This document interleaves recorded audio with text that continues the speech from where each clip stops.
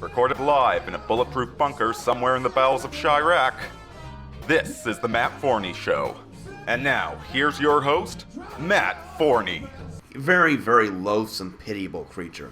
A deeply unhappy, miserable person that no one in their right mind would ever look up to or emulate. Basically, I don't think girls should be allowed to drink. Okay, I actually feel invigorated after going to a Trump rally. You know, the delusions of the left, the delusions of socialism, the delusions of cultural Marxism. Because quite frankly, most women are just fucking boring. He was in fact a she, female to male transsexual. And again, how am I supposed to respond to something like this? You know, The establishment attempts to prop up the left-wing cultural Marxist narrative. Slutty white chicks grinding up on black guys, you know, because the John Birch Society was purportedly anti-Semitic, you know, because that suddenly became a huge concern, you know. We've got all these, the Holocaust. 6 million Jews supposedly died in the Holocaust. So I am 100% against social justice warriors because they hate me as a man. They hate me for being white. They hate me for being a man. They hate me for being heterosexual. No, they really don't hate you for those reasons. They hate you because you are a colossal dickhead.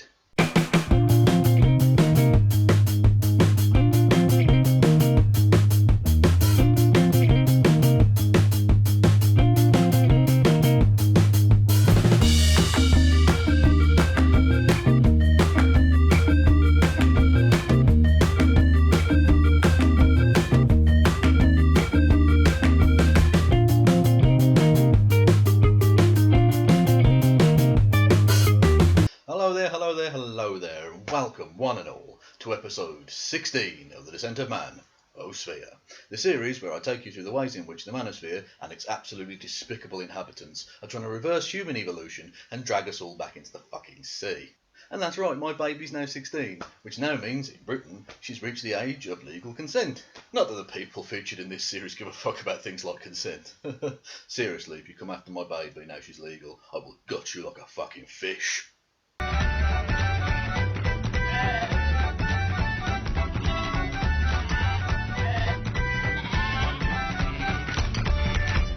Now, the dickhead we're dealing with today is a guy who writes for Return of Kings as well as a number of other absolutely appalling rags here on the internet. He's the alt-right gobshite. Yes, it's Davis Aurini's third testicle. It's Matt Forney! Now, as I mentioned, he's a journalist for Return of Kings and righton.org and a number of other appalling sort of right-wing rape apologist, fucking shit streak rags here on the internet. And as part of his work as a journalist, he went to Iowa to cover the Iowa caucuses, which is the, for those who don't know, is the election they have in America before the actual election where they elect the president. So this is the pre-election election, because obviously that's the best way to do it. Obviously, of course it fucking is. Now, he went to cover both the Republicans and the Democrats, but he made it clear he wasn't going to be doing any sort of vanilla journalism here. If you're not paying me to, I'm not out here to report on the political decisions of the candidates. If you want to find out what Carly Fiorina says she believes, just go to our website. You know, anyone can find that out. I'm here to report the things that you can't see. Yeah, that's right. Why would you cover the policy positions of any of the candidates like, you know, an actual journalist fucking should? No. He's going to take you behind the story. So, Matt, what you got for us? In fact, even when the town hall filled up when Jeb actually arrived, I was still probably the only person under 45, excluding one guy with a toddler, and there was someone who brought in like an autistic kid who looked like in a wheelchair. He looked like a tranny version of Timmy from South Park. That's seriously. Oh right. Yeah. Okay. Well, we'll check back in with you in Iowa in a bit, Matt. But yeah, like I say, he writes for Return of Kings, and so, as such, where else could we possibly start but with this?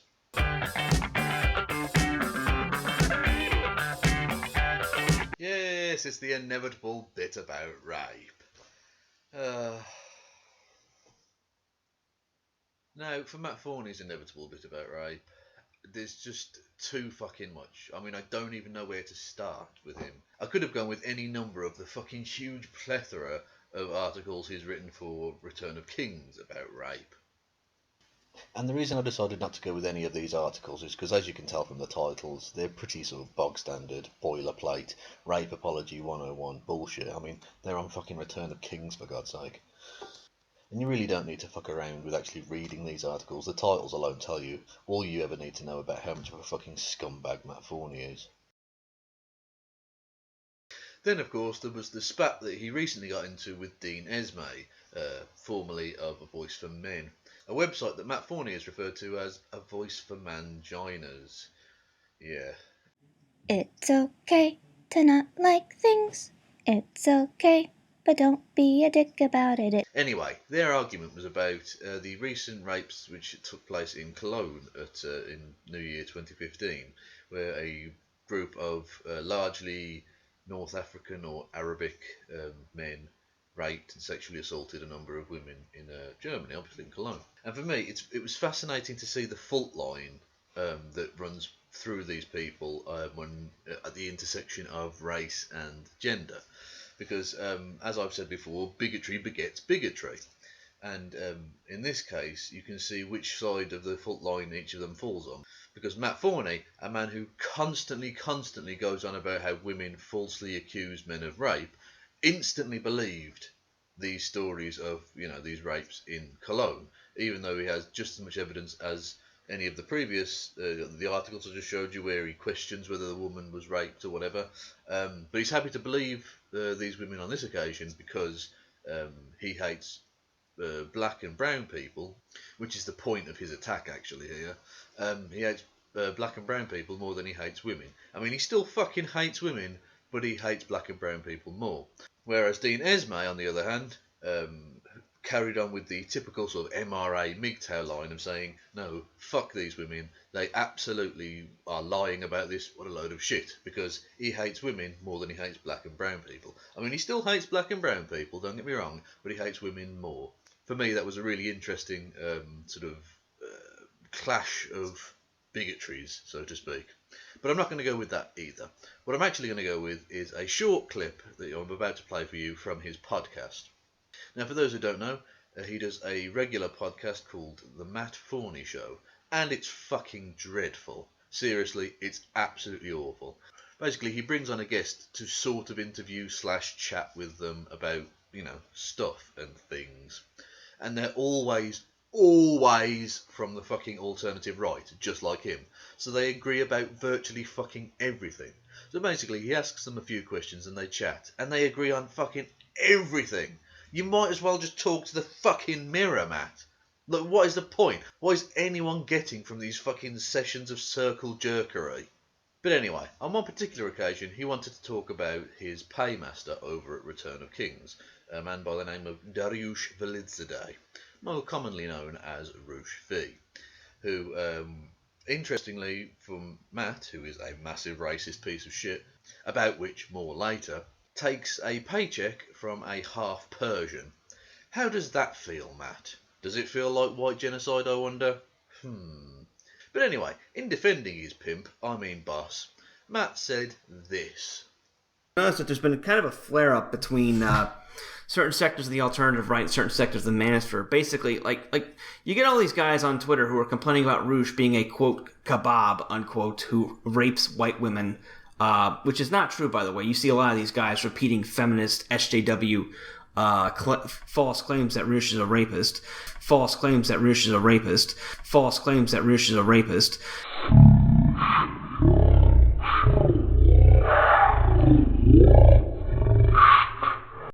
Oh, really?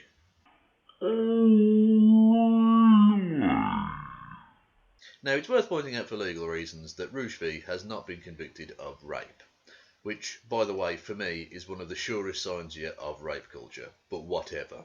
But he has certainly openly admitted to such acts in the past.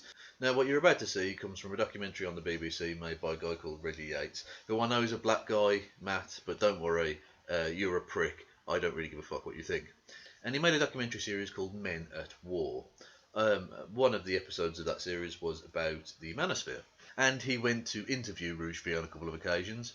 And let's see how many times during the course of this Roosh either A, admits to having raped somebody, B, says some really, really rapey shit which insinuates he might have raped somebody, or C, basically says he doesn't mind raping people. There's just time for a refresher on his back catalogue. Now, there is a lot of Roosh V books, which are available on huge websites online, by the way. Anyone can buy this stuff. And the sort of thing that is in these books is, yeah, it's not the sort of thing that I'd want my younger brother to read. It took 4 hours of foreplay and at least 30 repetitions of no, Roosh, no, until she allowed my penis to enter her vagina. No means no, until it means yes. That's actually written here. While walking to my place, I realized how drunk she was. In America, having sex with her would have been rape, since she couldn't legally give her consent. It didn't help matters that I was relatively sober, but I can't say that I cared or even hesitated. It's actually illegal to force someone to have sex in Iceland too, Roosh. I know that when it comes to sex, 1 ounce of hesitation or feeling of morality will get me nothing. That one actually leaves a nasty taste in your mouth. There's a piece he's actually written on his website called How to Stop Rape. And there's a section here that reads, I thought about this problem and I'm sure I have the solution. Make rape legal if done on private property. I propose that we make the violent taking of a woman not punishable by law when done off of public grounds. Basically, you're saying if you rape someone on private grounds in a private residence, it should be okay. That is fucking disgusting.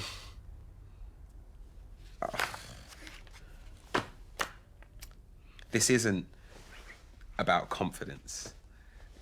30 bangs isn't about making young men feel as though they have value. This is about making young women feel as though they have none. In your book, you talk about a situation where there's a woman who's half asleep and you jammed it in, I believe is the words that you used, which is so horrible. But haven't you done that when a girl was half asleep? A girl that you already had sex with. You've never done it? It wasn't the first time I had sex with her. No. Are you sure? Yeah, I'm pretty sure. You see, Matt, that's a lot of rape in a small piece of footage, isn't it?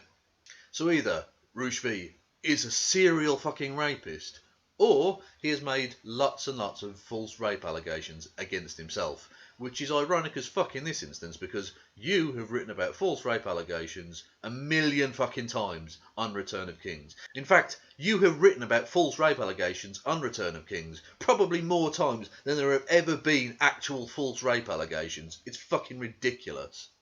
But anyway, let's check back in with Matt's absolutely fucking spectacular coverage of the Iowa primaries. Like I said, it skews mostly young, and the girls are a lot cuter. There was a chick on the on stage, the little the audience members who were allowed on stage, this cute redhead with big tits who kept leading us in like "Feel the Burn" chants. Wow, that Pulitzer Prize is on its fucking way, I'm sure. Cucks. These cucks don't realize it. These cucks are still the cucks of just how cucky he is. Still retained his cuck mentality. Defeated as the non-cuck conservative candidate Is the cuckservative of the week. getting cucked by an autistic kid. Cuckservative of the week. The biggest cuck I've ever met in my life. More like pocket full of cucking. Cucks. Angry cucks tracked, chased away by an angry cuck. The cuckservative. The Golden Cuck Award. Cuck. But anyway, let's move on, shall we?